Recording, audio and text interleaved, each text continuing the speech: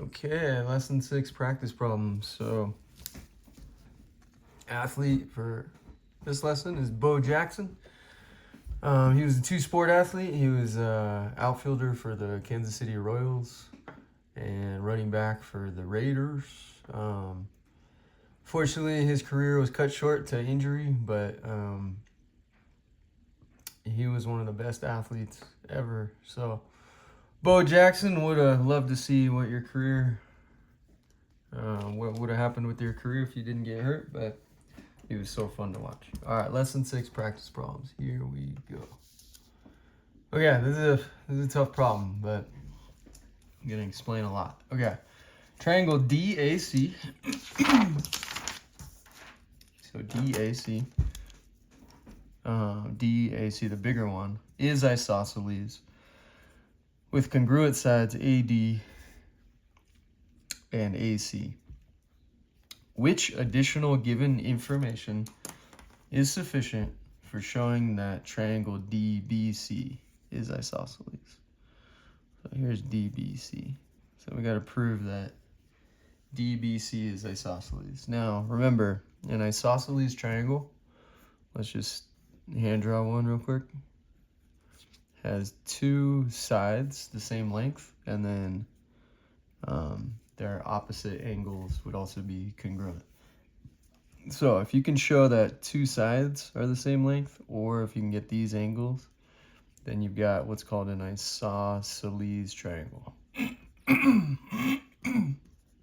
Okay, so we got to select all that would apply. Okay, line AB is an angle bisector. So line AB is the angle bisector of DAC. What that would mean is that this angle and this angle have the same measure. And that would also mean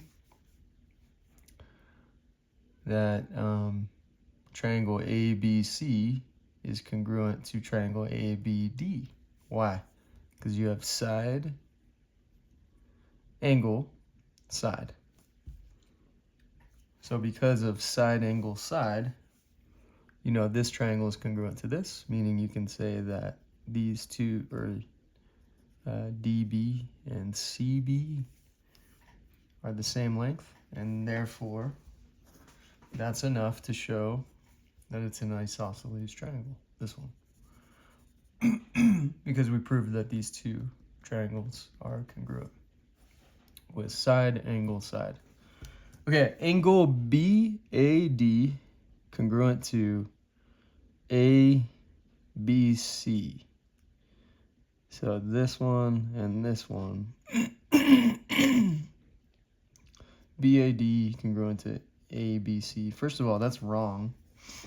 You can tell that this one's obtuse and this is acute. So let's just skip that. Okay, angle BDC congruent to BCD. So they're talking about this one, this little angle right here, congruent to this one. And that would work. That would be enough. And then let's look at this one, D. Angle ABD congruent to ABC. So if this one and this one were congruent, is that enough to say that this triangle that I shaded in is isosceles? Let me just think about that for a second. So it's getting pretty busy here, so let me just try to create some space here. Okay, so this one and this one were congruent. You would have side, because it's shared, plus angle. That's not enough to say that these two triangles are congruent. So that's not enough. And then finally, triangle DAB congruent to CAB. Yes, that would be enough, because then you could say these two sides are the same length, DB and CB, and that would give you an isosceles triangle. Okay, tough problem. ACE is my final answer. Okay, Tyler has written an incorrect proof to show that quadrilateral ABCD is a parallelogram. He knows segments AB and DC are congruent. He also knows angles ABC and ADC are congruent. Find the mistake in his proof. Okay. Segment AC is congruent to itself. So what he's saying is we've got this AC is shared by both triangles. So triangle ABC is congruent to ADC by side angle side. But the problem I can already tell is you need the included angle if you're going to say side angle side. That's not the included angle, so that's his mistake. So side angle side. At this point right here, this is known as side angle, which is different than side angle side. So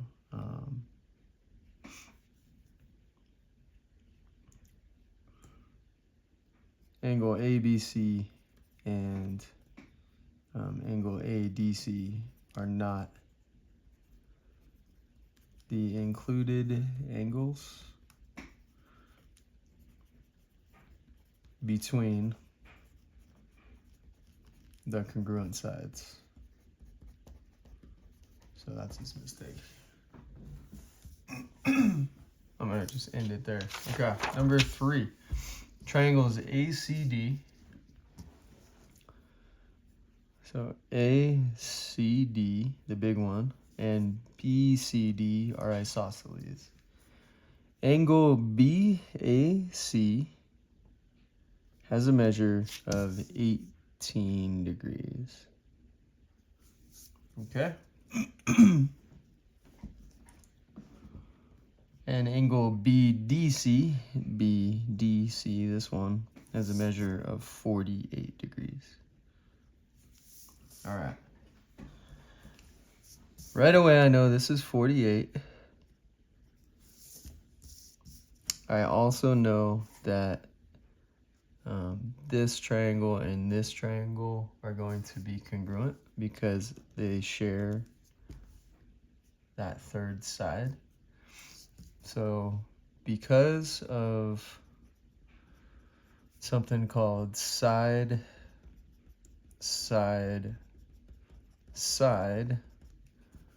triangle congruence,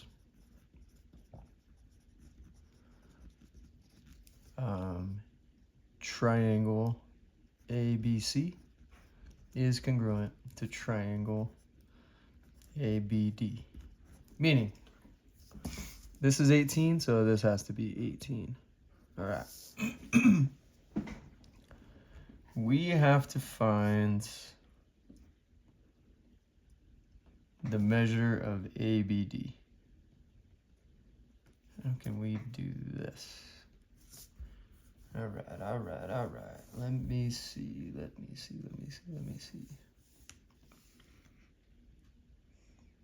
Trying to think here.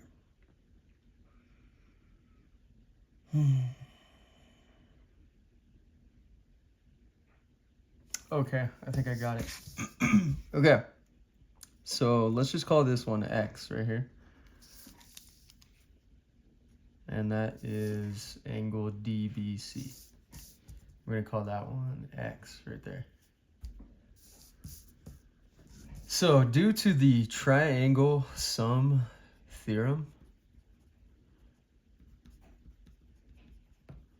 that states that 3 angles must add up to 180 degrees. So you can then say 48 plus 48 plus X equals 180, right? Right. 48 plus 48 is 96 plus X equals 180. Subtract 96. X is going to equal 84 degrees. So this is now 84 degrees. Now, we've already shown these two triangles are congruent, meaning that angle ABD is congruent to angle ABC. Because of side, side, side, triangle congruence, corresponding parts of congruent figures are congruent. Now, if this is 84 right here, that's a full circle. So 84 plus this is going to equal plus angle ABD plus angle ABC will have to equal 360. Because we got a circle, right? So these three angles are going to be 360. Now, you already know ABD and ABC, these two angles are congruent. So what you can say is 84 plus 2 times angle ABD equals 360. Subtract 84, subtract 84. You're going to say 2 times angle ABD, these cancel out, equals 360 minus 84. So 360 minus 60 is 300. There's 24 more, so that would be what, 276? So 276. So 2 times ABD equals 276. Divide by 2, divide by 2. These are out of here. Angle ABD equals 276 divided by 2, which will be 138. So there you go. Angle ABD is 138. See how cool geometry is? Just a ton of logic. All right, we're gonna skip. We're gonna skip the zigzags problem. We didn't cover that, so let's just skip it. All right, number 5. Here we go.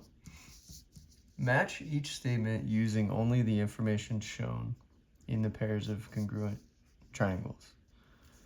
Okay, so A, B, C, 1, 2, 3. So the two angles and the included side are congruent to the two angles and the included side. So 2 angles in the included side, 2 angles in the included side. That's number 2. In the two triangles, there are 3 pairs of congruent sides.